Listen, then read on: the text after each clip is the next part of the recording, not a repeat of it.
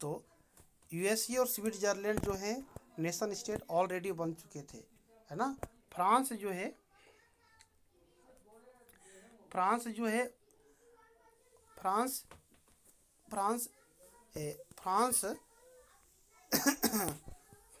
France identifiable by the revolutionary tree colour. और France की पहचान कैसे हो रही है इस फिगर में, है ना, वहाँ के जो क्रांतिकारी जो हैं, है ना, जो वहाँ के ऑटोक्रेटिक रूल से जो खुश नहीं थे, जैसे जो लुइस 16 के शासन से खुश नहीं थे, उसके खिलाफ जो लड़ाई कर रहे थे उसको हटाने के लिए, तो वे सभी रिवोल्यूशनरी, है ना, जो लुइस 16 के अगेंस्ट में फाइटिंग करने वाले पीपल थे, लड़ने वाले जो पीपल थे, है ना, वो इस फिगर में क्या कर रहे हैं, अपना पहचान बनाए हुए, अपना पहचान कैसे बना रहे हैं, है ना, वो ट्री कलर्स, है ना, उसके पास में ट्री कलर है, 3 रंग का झंडा है ना, ठीक है। और ये ट्री कलर से पहचान ये होता है कि ये सभी पीपल जिनके हैंड में ट्री कलर है, कौन कौन सा कलर है ना, हम इसका भी बात करेंगे, ठीक है। ऐसे पीपल फ्रांस फ्रांस के रूप में जाने फ्रेंच पीपल के रूप में जाने जा रहे हैं। और ये फ्रांस जो है अभी अभी, है ना, has just reached the statue, वो स्टेचू के पास में अभी अभी पहुँचे हैं, ठीक है। पहले कौन पहुँचे, यूएसए, और यूएसए के बाद कौन, स्विट्जरलैंड, है ना। फिर अभी स्टेचू के पास, यूएसए और स्विट्जरलैंड जो है वो स्टेचू के पार हो गए हैं, है ना, उससे आगे निकल गए हैं प्रिंट फिगर 1 में। और आपका जो ये फ्रांस जो है स्टेचू के पास, है ना, फीमेल स्टेचू के पास अभी अभी पहुँचे हैं। और यहाँ पे आप ये भी देख पाएंगे, she is followed by the people of Germany, है ना, ये जो सी इज फॉलोड बाय, ये जो पीपल जो हैं, है ना, वो जर्मनी के पीपल से फॉलो कर रहे हैं। जर्मनी का देखा देखी ये फ्रांस के पीपल भी यहाँ पे फॉलो कर रहे हैं। Bearing the black red and gold flags, है ना, ये जो फ्रांस के जो पीपल हैं, है ना, जो रिवोल्यूशनरी ट्री कलर ले करके आगे बढ़ रहे हैं, उनके हैंड में कौन कौन सा कलर का झंडा है, ब्लैक, रेड और गोल्ड। मतलब एक फ्लैग में 3 रंग है, कौन कौन सा रंग है, ब्लैक है, रेड है और गोल्ड है, ठीक है। और ये रिवोल्यूशनरी ट्री कलर कहलाता है, किस कंट्री का, फ्रांस का। What is the revolutionary tree colour of France, तो इसका आप जवाब देंगे, है ना, black, red and gold flag, ठीक है।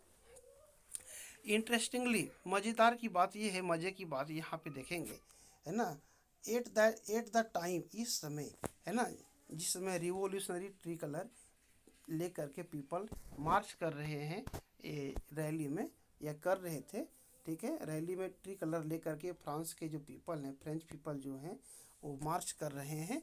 उस समय क्या हुआ था, है ना, Sorrieu created at the time when Sorrieu created this image, German people did not it exist as a united nation.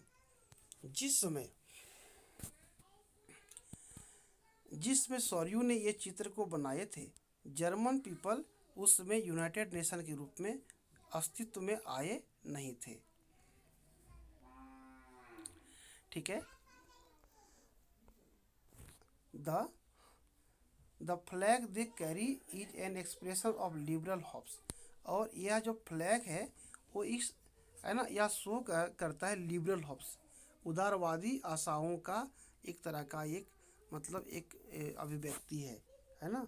और इन 1848 में बनाया गया था, to unify the numerous German speaking principalities into a nation state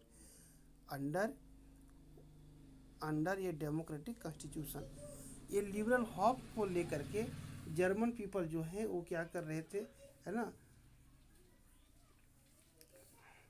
इस मार्च में, इस rally में आगे बढ़ रहे थे, और ताकि आने वाले समय में जर्मनी जो है वो वन कॉन्स्टिट्यूशन के अंडर में, एक डेमोक्रेटिक कॉन्स्टिट्यूशन के अंडर में एक नेशन स्टेट बन सके।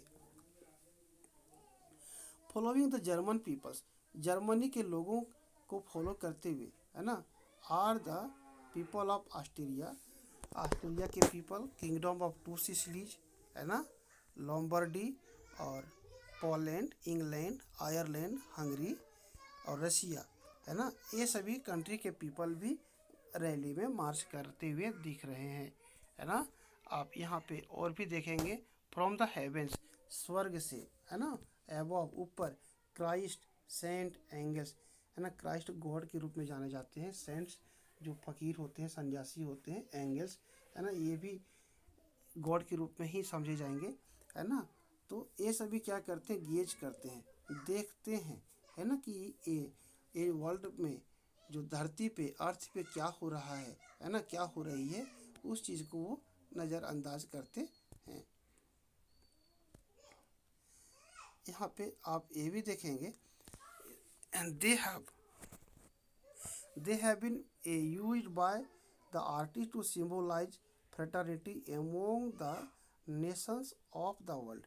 और ये सभी पीपल क्या कर रहे हैं, जो अलग अलग नेशन के रूप में मार्च कर रहे हैं एक रैली में, तो आपस में फ्रेटर्निटी को शो कर रहे हैं। फ्रेटर्निटी का मतलब होता है भाईचारा, समझ गए, कि एक नेशन के पीपल, जैसे यूएसए के पीपल हैं और एक स्विट्जरलैंड के पीपल हैं, ठीक है, तो दोनों नेशन के जो पीपल हैं जब बिहेव करेंगे, बातचीत करेंगे, तो फ्रेंडली बात करेंगे, है ना, भाईचारा को दिखाएंगे, समझ गए। और इस तरह से यहाँ पे यह जो चैप्टर है ना, बहुत से इशू को डील करेगा, है ना, एक करने वाला है। और इसमें दिखाएंगे कि ड्यूरिंग द 19th सेंचुरी, जब 19th सेंचुरी का समय चल रहा था, मतलब 1800 AD से लेकर के 1899 के बीच का जो टाइम चल रहा था, उसमें नेशनलिज्म जो है एमर्ज हुआ। उसी समय नेशनलिज्म, राष्ट्रवाद की उत्पत्ति हुई।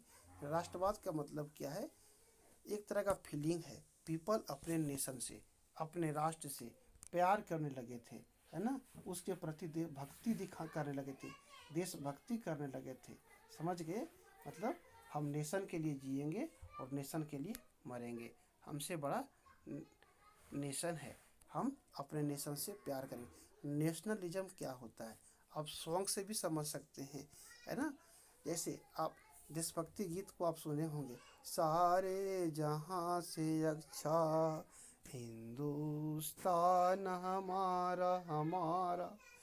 अगर कोई पीपल इस तरह के गीत को गाते हैं, सारे जहां से अच्छा हिंदुस्तान हमारा हमारा, अगर हमारे कंट्री के पीपल, हमारे नेशन के पीपल ये गीत गाते हैं, तो इसका मतलब है कि वो अपने नेशन से, अपने नेशन इंडिया से वो लव करते हैं और अपने नेशन इंडिया से देशभक्ति करते हैं, डिवोशन की फीलिंग रखते हैं, समझ गए। तो नेशनलिज्म होता क्या है dear students, an expression to love towards country और नेशन, है ना, नेशन को या कंट्री को लव करने का, है ना, या भक्ति करने का एक्सप्रेशन होता है, समझे कि नहीं। इस तरह का जो एक्सप्रेशन अपने कंट्री को, अपने नेशन को जो हम लव करते हैं, देशभक्ति दिखाते हैं, या फीलिंग या एक्सप्रेशन नेशनलिज्म कहलाती है। और नेशनलिज्म जो है वो 19th सेंचुरी में यूरोप में आई। और नेशनलिज्म जब आई तो पीपल जो है ना, जो डिफरेंट लैंग्वेज बोलने वाले होते थे, है ना, जैसा कि मैंने आपको नेशन स्टेट में बताए थे कि डिफरेंट कल्चर के जो पीपल थे, है ना, डिफरेंट लैंग्वेज बोलने वाले जो पीपल थे, वो नेशनलिज्म की भावना से यूनाइट हो जाते हैं। पीपल क्या हो गए, है ना, यूनाइट में हो गए, एकता में आ गए। और जब यूनिटी में जब पीपल रहने लगे नेशन में, तो उससे क्या होता है कि पीपल जब यूनिटी में जब आ गए, है ना, एकता में जब आ गए, है ना, तो एक तरह का एक ताकत होता है। जैसा कि कहा जाता है कि unity is the strength and divide is falls. अगर एकता है तो उसमें ताकत होता है, बल होता है, और अगर आपस में फूट रहेगा तो वो हमारा कमजोरी होता है, पतन होता है।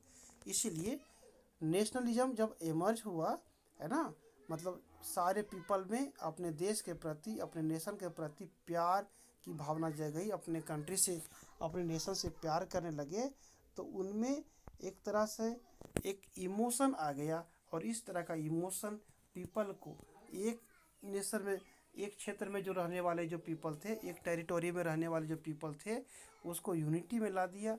और यूनिटी में जब आ गए तो उसमें एक तरह का ताकत आ गई, एकता में ही बल होता है।